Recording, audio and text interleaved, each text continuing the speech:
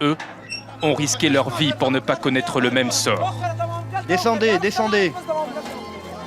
Ils se sont échappés au lever du soleil, avec dans les bras ce qu'ils ont de plus cher. Les djihadistes de Daesh contrôlent Mossoul depuis 2014 et ceux qui fuient la ville ont craint de finir décapités ou torturés, comme ce fut le cas d'Ahmed, qui a finalement réussi après plusieurs tentatives. J'avais déjà essayé de fuir Mossoul. J'ai rejoint Al-Qaïra où j'ai été capturé. Ils m'ont alors torturé. Ils me demandaient pourquoi je voulais quitter le califat et rejoindre la terre des infidèles. La bataille a commencé avec des tirs et des mortiers, puis des coups de feu ont été échangés et nous avons fui en direction de Sama.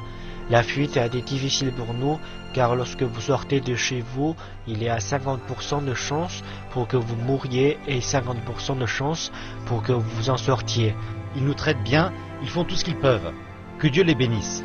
Ce réfugié nous dit que des combattants de Daesh ont réalisé qu'il était en train de s'échapper et lui ont tiré dessus alors qu'il s'enfuyait en courant. Il a réussi à éviter la plupart des balles, mais pas toutes, et son bras a été touché. Y compris des attaques chimiques. La petite Doha jouait dans son jardin lorsqu'un projectile s'est abattu tout près, libérant un gaz toxique. C'était il y a un mois. Siran a lui aussi été atteint lors d'une précédente attaque. Pour ses médecins, il s'agissait de gaz moutarde. Après être tombé dans le jardin, la roquette a émis une odeur très forte, raconte-t-il. Ça sentait comme un corps calciné depuis 3 ou 4 jours. Malgré la libération de leurs terres et de leurs maisons, certaines de ces familles préfèrent fuir pour tenter d'oublier l'emprise et les exactions commises par Daesh.